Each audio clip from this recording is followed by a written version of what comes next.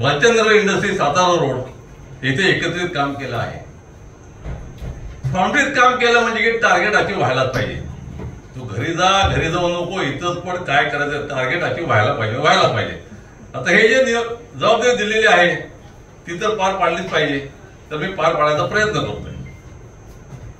दिनांक 4/5/53 एमचा जन्मदिवस, एमडीचा जन्म ते आजपर्यंतचा प्रवास, एक मोहीम, एक अथक प्रयत्न, असा हा 71 वर्षाचा अनेक चढ उतार, अनेक कसोडीचे क्षण, अनेक कलाटण्या, त्यागाचे प्रसंग मनाला समजून घालत, जरी मनात वाईट वाटत असलं की आज घरी फंक्शन आहे, परंतु साहेबांनी थांबवलंय, घरी जाता येत नाही, काय करायचं, काय घरी बायकोचे फोन येतात, अशा वेळी सुद्धा उशिरा जायचं, सॉरी म्हणायचं. मनात आसू असतात पण ते दाखवायचे नाहीत. आणि म्हणजे थोडक्यात जरी मनात वाईट वाटत असलं तरी हसतमुख राहून प्रसंग निभावून नेणे, हे सगळं इत्यादी इत्यादी कसरत या एम देशपांडेंनी केलेली आहे.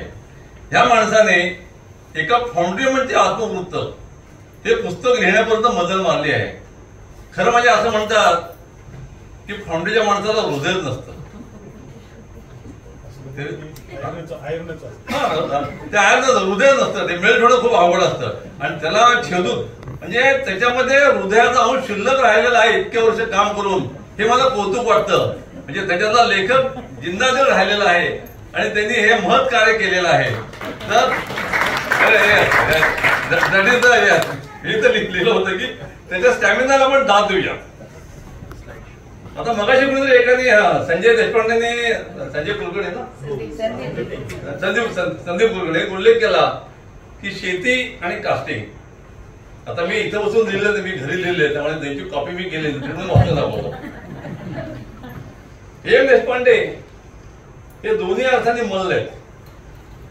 हा एकीकडे प्रयोगशील शेतकरी आहे, तर दुसरीकडे एक हार्डकोर फाउंड्रीमन आहे. दोन्ही काळ्या मातीतील डावपेच कसे आणि कधी लढायचे हे ज्ञान आणि कौशल्य अरविंदला वेळोवेळी कुणी आणि कसे दिलेले आहे ते त्यांनी पुस्तकात दिलेले आहे. ते मी सांगत नाही. फक्त मला असं वाटतं की एक उल्लेख लिहायचा राहिलेला आहे. मी पुस्तक पूर्ण वाचलेलं नाही, पण जे पान मला आलं होतं त्यात एम देशपांडे सोलापूरला असताना लक्ष्मी फंडमध्ये कामाला होते आणि जयकुमार कलकुंडा पाटील हे एक नाव बहुधा राहिलेलं आहे असं मला वाटतं. त्यांचा सुद्धा खूप हातभार आहे एम देशपांडेंना डेव्हलपमेंट करण्यात.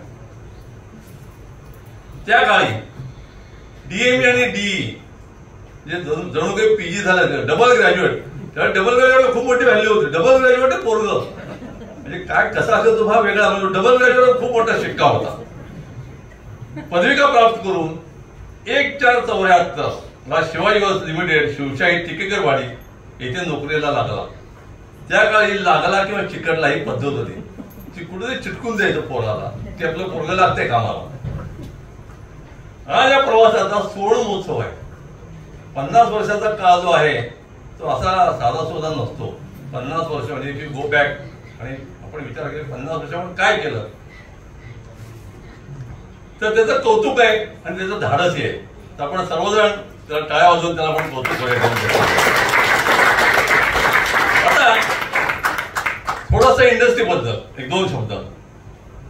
ते क्यूसीचे, आम्ही प्रोडक्शनचे, आमचं काय वेळ्या भोपळ्याचं नाव जवळ द्यायचं नाही. म्हणजे तुझं माझं पटेना, तुझ्या अजून कर्मेना असं आहे. पण स्पष्टपणा, unbiased decision making, clear vision, कास्टिंगचा सखोल अभ्यास, ऍक्सेप्टन्स फॉर रॉंग वर्क हा खूप मोठा गुण आहे.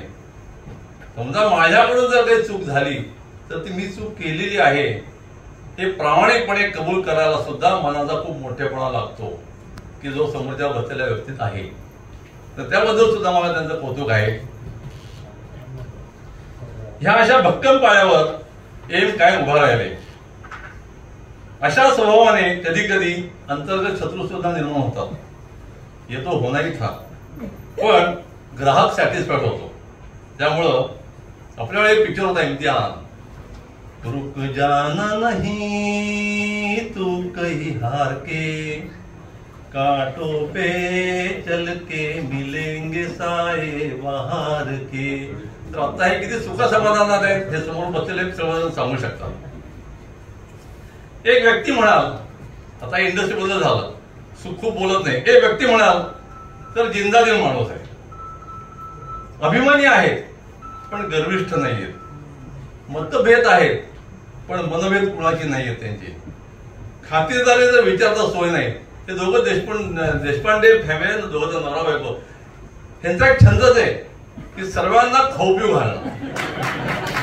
म्हणजे मी 61ला गेलो होतो त्यांच्या त्यावेळेला, माझ्या ते शरद काका, अरे बंडू जरा स्वतःकडे बघ रे, किती करतो लोकांसाठी, हे डायलॉग आहेत.